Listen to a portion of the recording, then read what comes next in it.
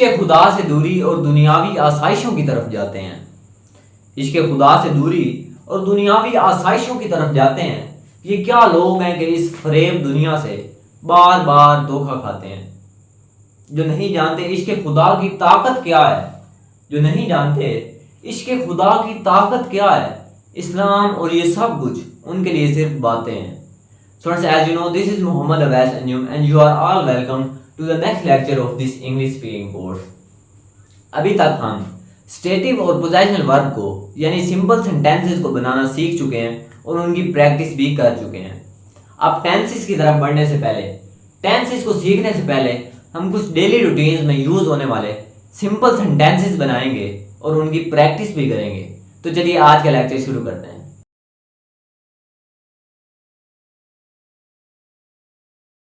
Lecture को शुरू करने से पहले मैं आपको ये बता दूं कि अभी तक हमने जो सीखा है यानी सिंपल सेंटेंसेस हमने जो सीख लिए हैं, इंग्लिश ग्रामर का स्पोकन के हवाले से हम 20% हिस्सा सीख चुके हैं। 20% हिस्सा, लेकिन याद रहे कि स्पोकन के हवाले से जिस ग्रामर की ज़रूरत होती है वो उस हवाले से हम 20% हिस्सा सीख चुके हैं।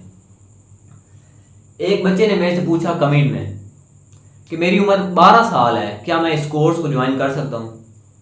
तो मेरे प्यारे भाई, आपकी उम्र 10 साल से लेकर 50 साल के दरमियान जितनी भी है, आप इस कोर्स को इजीली ज्वाइन कर सकते हैं, क्योंकि ये मेरा कोर्स 10 साल से लेकर 50 साल के दरमियान जितने भी लोग हैं उन्हीं लोगों के लिए है।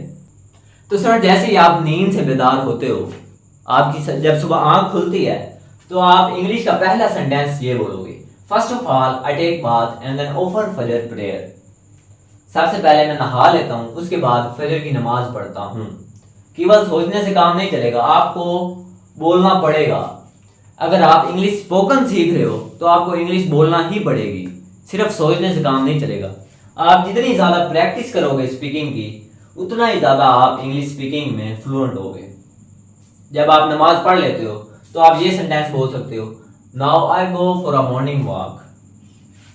अगर मॉर्निंग वॉक पर जाते हैं तो ये बोलिए, जिम पे जाते हैं, रनिंग पर जाते हैं, जॉगिंग पर जाते हैं, जहाँ भी जाते हैं आप अपने रूटीन के हिसाब से बोलिए, लेकिन बोलिए ज़रूर। जब आप वहाँ से वापस आते हो घर तो आप ये सेंटेंस बोल सकते हो, अब return home now. I have नहीं, इसे कंट्रैक्ट करके अब बोलिए, अब रिटर्न होम नाउ, यानी मैं अब घर वापस आ गया हूँ। सोचना नहीं है, बोलना है, अपनी ज़बान से बोलना है आपने। उसके बाद आप अपने आप से ये सवाल पूछ सकते हो, वेयर इज़ माई मोम, यानी मेरी माँ कहाँ है। जब आप देखते हो अपनी माँ को, आप अपनी माँ को ये कहते हो, give me my breakfast.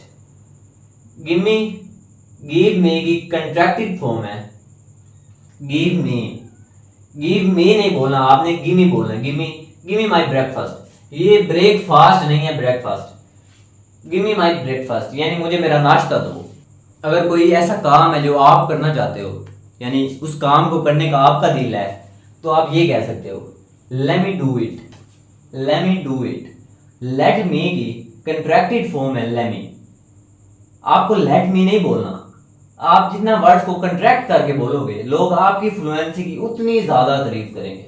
Let me do it, मुझे ये करने दो। अगर आपको कोई तंग कर रहा है तो आप ये सेंटेंस बोल सकते हो, don't bother me. Do not bother me नहीं, डोंट बोदर मी, मुझे तंग मत करो। अगर कोई ऐसी सिचुएशन है कि आप कहना चाहते हो ठीक है, मतलब आप उस सिचुएशन से अग्री करते हो, तो आप ये बोलोगे, इट्स ओके। ओके नहीं है ये, ओके, इट्स ओके। ओके की जगह आप ऑलराइट भी बोल सकते हो, इसका मतलब भी बिल्कुल वैसा ही है जैसे ओके का मतलब है। अगर कोई ऐसी सिचुएशन है कि आप उस सिचुएशन से जान छुड़ाना चाहते हो, मतलब आप ये कहना चाहते हो कि छोड़ो परे, जाने दो, तो आप ये कह सकते हो, लीव इट यानी छोड़ो परे। अगर बात की जाए वेल की, तो वेल का इस्तेमाल हम किसी भी सेंटेंस को बोलने से पहले कर सकते हैं, लेकिन हर सेंटेंस को बोलने से भी पहले इसका इस्तेमाल मत कीजिए, क्योंकि ये थोड़ा ना ऑकवर्ड लगेगा, अजीब लगेगा थोड़ा। अब मैं आपको मिसाल के ज़रिए से समझाता हूँ। कोई एक बंदा है, आपसे पूछता है, उर्दू में सवाल पूछता है, आपका फेवरेट हीरो कौन सा है? उसका जवाब आप कुछ यूँ दोगे, मेरा फेवरेट हीरो ये है, यानी आपने थोड़ा सा सोचा, 2 सेकंड आपने सोचा, उसके बाद आपने जवाब दिया। अगर यही सवाल, बिल्कुल सेम सवाल आपसे कोई इंग्लिश में पूछता है, who is your favourite hero, तो जो आपने उर्दू का जवाब देते हुए थोड़ा सा सोचा था, ऐसे करके थोड़ा सा सोचा था, उसकी जगह इंग्लिश में आप वेल का इस्तेमाल करोगे। ये एक फिलर का काम देता है।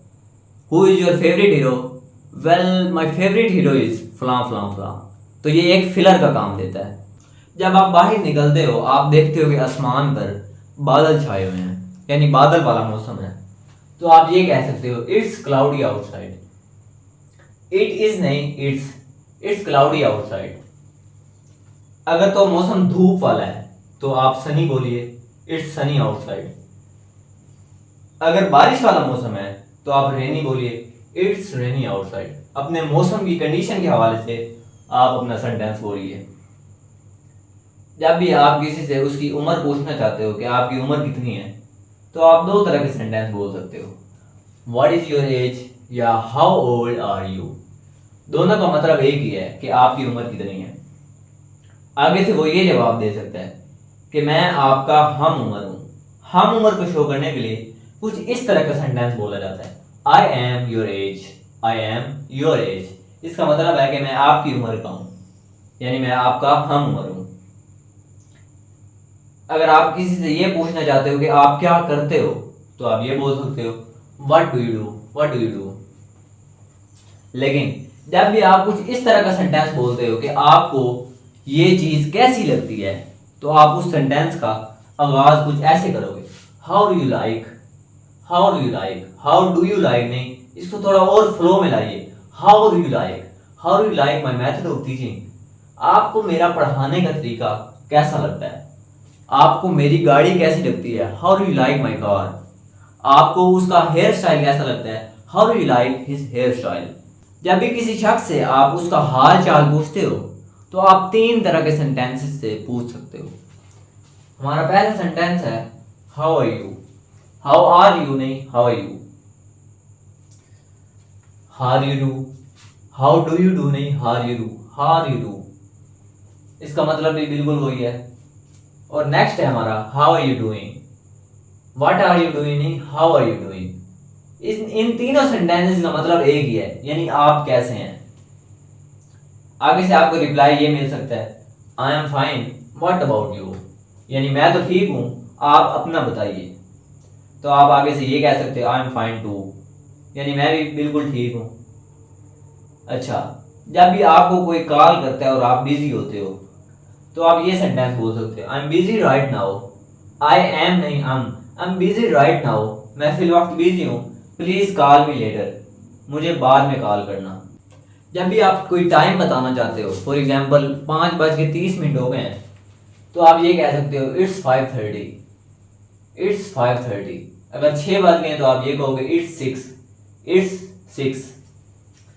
कोई एक शख्स बहुत ही ऊंची आवाज में बोल रहा है, तो आप ये कहोगे डोंट शाउट, यानी चिल्लाओ मत, चीखो मत। पंखा को चलाना या बंद करना, स्विच ऑन द फैन या स्विच ऑफ द फैन। इसी तरह बल्ब के लिए हम ये इस्तेमाल कर सकते हैं, स्विच ऑन द बल्ब या स्विच ऑफ द बल्ब। इसी तरह जो पानी की टूटी होती है, उसे चलाने या बंद करने के लिए टर्न ऑन या टर्न ऑफ का इस्तेमाल करते हैं। I am turning on the tap, I am turning on the tap, यानी मैं टूटी चला रहा हूँ। या I am turning of the tap, I am turning of the tap, मैं टूटी बंद कर रहा हूँ। फर्ज कर लो आपको कोई दोस्त आपको कोई ऐसी कहानी बताता है जिस पर आप हैरत से पूछते हो वाकई, तो आप इनका इस्तेमाल कर सकते हो, रियली या फिर इज इट, यानी वाकई या फिर हकीकत में। आपका एक एक्सप्रेशन है कि वाकई। और जब भी आप किसी जुमले में भी की सेंस लाना चाहते हो, तो आप इवन का इस्तेमाल कर सकते हो। कोई आपका दोस्त आपको ये कहता है कि मेरे पास सिविक गाड़ी है, तो आप ये कह सकते हो इवन मेरे पास भी है। उर्दू में आपने भी का इस्तेमाल फिर भी कर दिया है, लेकिन आप इवन का इस्तेमाल उसके बावजूद कर सकते हो, इवन मेरे पास भी ये गाड़ी है। इवन देन, इसका मतलब होता है फिर भी। कल मैं बीमार था, फिर भी मैं स्कूल गया था। I was ill yesterday, even then I went to the school. बाकी का सेंटेंस चाहे आप उर्दू में ही बोलें, लेकिन आप छोटे मोटे वर्ड्स इंग्लिश में बोलना शुरू कीजिए। अब सीखते हैं आल दो का इस्तेमाल। जब भी आप किसी सेंटेंस में वैसे तो की सेंस लाना चाहते हैं तो आल दो का इस्तेमाल कर सकते हैं। वैसे तो मुझे क्रिकेट पसंद है लेकिन मैं खेलता नहीं हूँ। आल दो I like cricket but I don't play. बाकी का सेंटेंस चाहे आप उर्दू में बोलें लेकिन आप इन वर्ड्स की एडिशन कर सकते हैं। आज की हमारी आखिरी स्लाइड का पहला सेंटेंस है डोंट मेक मी लाफ। अगर आपको कोई हंसा रहा है तो आप उसको मना करने के लिए ये कह सकते हो डोंट मेक मी लाफ, मुझे मत हंसाओ। एक्चुअली, एक्चुअली का मतलब होता है दरअसल। दरअसल मैंने ग्रुप लेफ्ट कर दिया है इसलिए मैं ग्रुप में कोई मैसेज नहीं करता। एक्चुअली का इस्तेमाल कर सकते हैं। एनीवे, इसका मतलब होता है खैर छोड़ो, यानी आप किसी टॉपिक से हटकर कोई नया टॉपिक शुरू करना चाहते हैं तो आप एनीवे का इस्तेमाल कर सकते हैं। फॉर एग्जाम्पल, आप दोस्तों में बैठे हो और आप उन्हें बता रहे हो कि कल बिलाल ने मुझे बिला वजह डांटा था या बिला वजह मारा था। एनीवे, किसी और टॉपिक पर बात करो। एनीवे, खैर छोड़ो। सॉरी, पार्डन, किसी से आप माजरत करना चाहते हैं तो सॉरी भी कह सकते हैं, पार्डन भी कह सकते हैं। अगर कोई बड़ी अचीवमेंट ले आता है यानी बहुत ही मेहनत करके किसी कोई अचीवमेंट हासिल करता है तो आप ये कह सकते हो कीप इट अप या वेल डन, बहुत खूब, बहुत अच्छे, और ज़्यादा मेहनत करो। देन व्हाट, इसका सेंस ये होता है फिर क्या। आपके पास कोई दोस्त भागा भागा आता है और कहता है कि मेरे पास 10,000 रुपए हैं तो आप कहते हो देन व्हाट, फिर क्या, यानी मैं क्या करूं। हाउ टू, हाउ टू के बाद वर्ब लगाना, इसका मतलब ये होता है कि ये कैसे करना है। हाउ टू वॉक, वॉक कैसे करनी है। How to write a letter, खत कैसे लिखना है। How to sell a car, गाड़ी कैसे बेचनी है। तो स्टूडेंट्स, उम्मीद करता हूँ आज का लेक्चर आपने भरपूर पसंद किया होगा। आपकी प्यार भरे कमेंट्स का बहुत बहुत शुक्रिया। मिलते हैं नेक्स्ट वीडियो में, तब तक के लिए टेक केयर, अल्लाह हाफिज। तो स्टूडेंट्स, अब वक्त है एक छोटी सी एंटरटेनमेंट का। एक दफा एक उस्ताद अपनी क्लास में ये अनाउंस करता है कि कल मैं आपका ग्रैंड टेस्ट लूंगा, अगर कोई भी सवाल पूछना है तो अभी पूछ लो। एक बच्चा उठकर सवाल करता है, सर जी पेपर में आप कौन कौन से सवाल देंगे।